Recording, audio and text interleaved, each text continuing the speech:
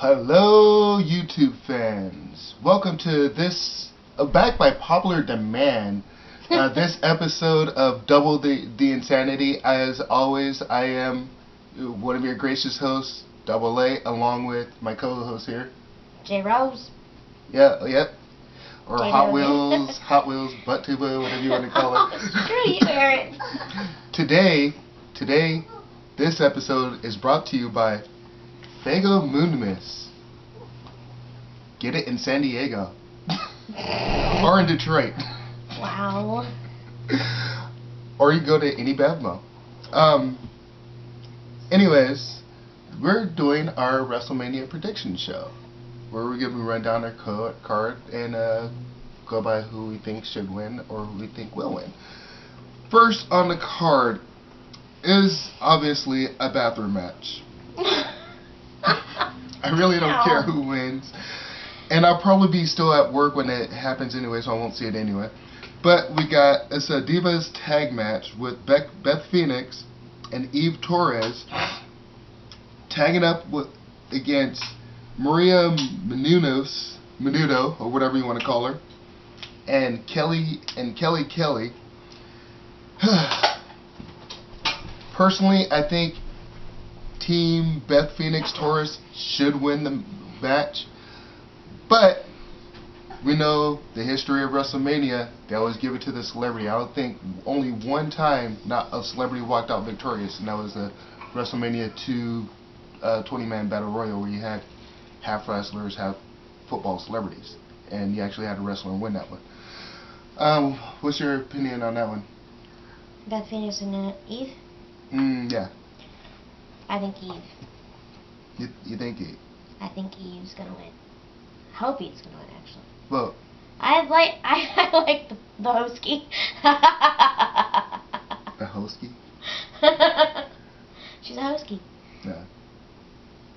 But you just forget it's a tag match? Yeah, I did. I'm sorry. I have been in pain. Still. Anyways, what was the... Bethany versus Maria Menounos, the host from Extra, and Smelly Kelly. Everybody's expecting me to say Kelly, but I don't want Kelly to win. I actually do want the bigger girls to win. The girls that actually can wrestle more. Mm-hmm. So I'm going for the actual wrestling girls. Alrighty. Next on the card we have RKO versus Kane. Yeah, that's another bathroom where get really? yourself a cold beverage. I'm so over Randy Orton right now. More than you're over Cena? Sadly, yes. Oh wow. Okay. John Cena's actually been starting to gain my respect back. Just he needs to take that full heel turn and make that to fully get it. But we'll go back to that when. Yeah, that's another that's like later on the card. But yeah, Randy Orton versus Kane, that's another bathroom match I really don't care for. I'll probably still be on the bus coming home from work. But on that note, I can't really call this one, but I'm just gonna give it to Kane. He seems to be the more dominant out of the two that's in this feature in this match. I would agree, but the way the company is, they're putting over Randy so much that I think Randy's gonna win. Yeah. He's turning into another Cena, and they're, putting him over so much that it's kind of predictable that he's gonna win. Hence the reason why I'm so damn darn over him right now. Dang, I gotta curb my insanity on this show. Wow. Next up is a 12-man tag team match. Is this elimination or is it just straight on 6-on-6? We don't know, but it's a 12-man elimination. Well, a 12-man tag team match, and it is Team John Laurinaitis versus Team Teddy. Let me holler at your player. Team John Laurinaitis with team captain David Ortunga, Mark Henry, Drew McIntyre. He does it too? Seriously? Oh my god. The awesome one himself, The Miz, Dolph Ziggles-Zaggles, the All-American Kurt Swagger around WrestleMania, because he always puts on the red, white, and blue singlets and has, you know, like almost the same entrance. All that you're missing is dun dun dun dun dun dun dun dun dun. You suck. I have it in my head every time he comes out. With Vicky Guerrero in their corner, and Team Teddy Long, you know, Maleficent or whatever you want to call it, with team captain Santino Marella. Gotta be kidding. Team captain Santino Marella with they're not gonna have two dominant black people be a team captain, because next on is R-Truth and Kofi Kingston. They're not gonna do that. Well, yeah, we got R-Truth, Kofi Kingston, Zack Ryder, the Great Khali, Booker T with Xana, and team mascot Hornswoggle. Jeez, I'm torn on this one. I am so torn. Why can't you have the roster for Team Laurinaitis on Team Teddy? Seriously? Yes. Seriously. I'm going to. I would like to see Team Laurinaitis win, because I like most of the roster that's on there. But damn, I'm tired of hearing John Laurinaitis' voice, for crying out loud. I'm going Team Teddy. Yeah. Next one is a very interesting one. It is for the Intercontinental Championship, with the Big Show taking on the current champion, Cody Rhodes. Now, this is a very interesting one. There's reasons why I don't want to see Big Show win. I kind of agree with JJ that he's, Rhodes is having a good solid run with it. He could be the next person he could be the first person to beat Honky Tonk Man's record, first time in God knows how long. Is what 20 years, 25, something like that. I can't remember. Well, anyways, according to Wikipedia here, I was looking some stuff up. Big Show is one of 6 that's on the current WWE roster that qualifies to win the Grand Slam Championship. Big Show and Taker both need the Intercontinental Championship. Regal and Goldust both need either the Big Gold or the WWE Championship. Mark Henry needs a tag strap and the Intercontinental Championship. And R-Truth pretty much needs all of them except for the Hardcore, according to what Wiki is saying.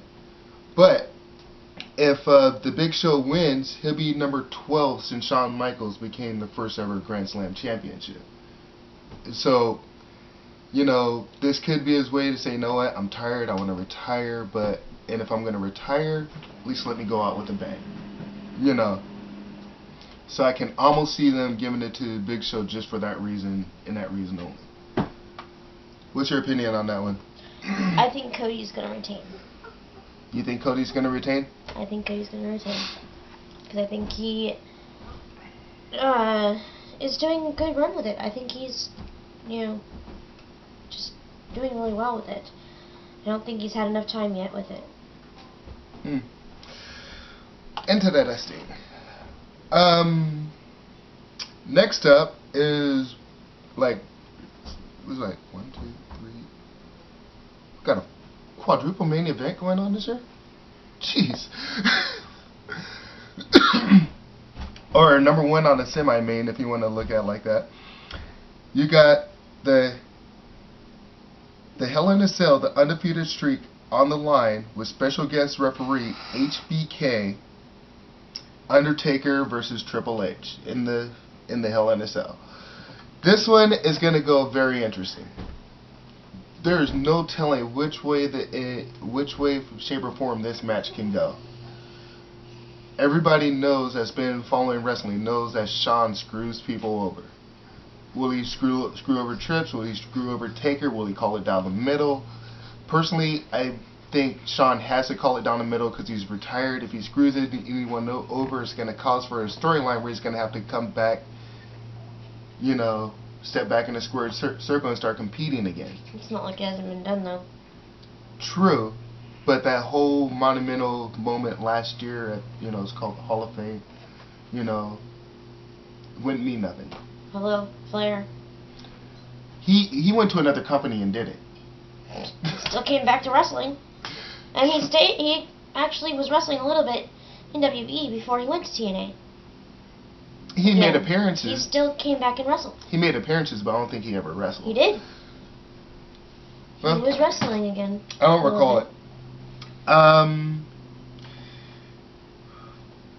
Like I said, I don't want to see Taker lose his streak, but like I said, Shawn's known for screwing people over.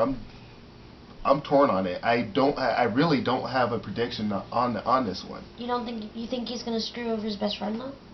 Really? He's known for doing it. Correct me if I'm wrong, fans out there, I believe every match that Shawn has refereed, he screwed over somebody. His first match that I may recall him refereeing was at SummerSlam when it was Brett versus Undertaker. Go to WWE.com. It actually has it. JJ actually sent me the link. Yeah. To read up on it. Where you would thought he would screw over Brett, but he wound up screwing over Taker. So you never know. This one you might think he'll screw over Taker, but he ended up screwing over Trips. But in order for it to look clean, for a clean way out, he has to call it down the middle. That's the only way I can see it happening. But like I said, I'm torn. But what's your prediction?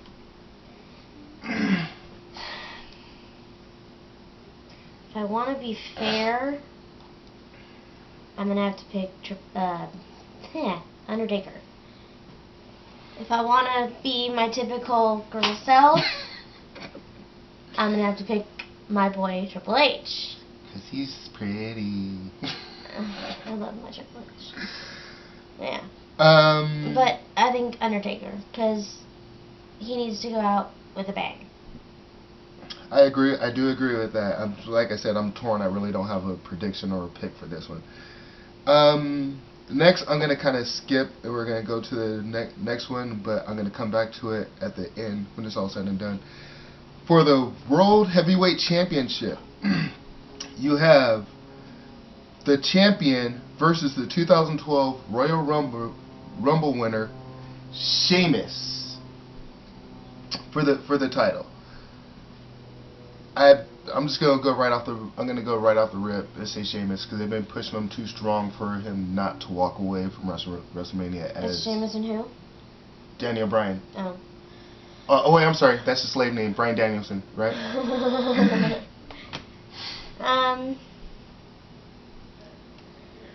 For some reason, I feel like Daniel Bryan is gonna have AJ at ringside with him. Mm-hmm.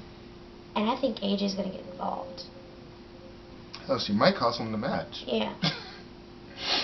So, I'm thinking it's gonna be that way. So, Sheamus that way, because I think she'll cost him the match. That's a pretty good prediction right there. I never really put any thought on it. This is another interesting card match on the card too, and one I'm looking forward to seeing, and that is, for the WWE Championship, and you have the battle of who's really the best in the world.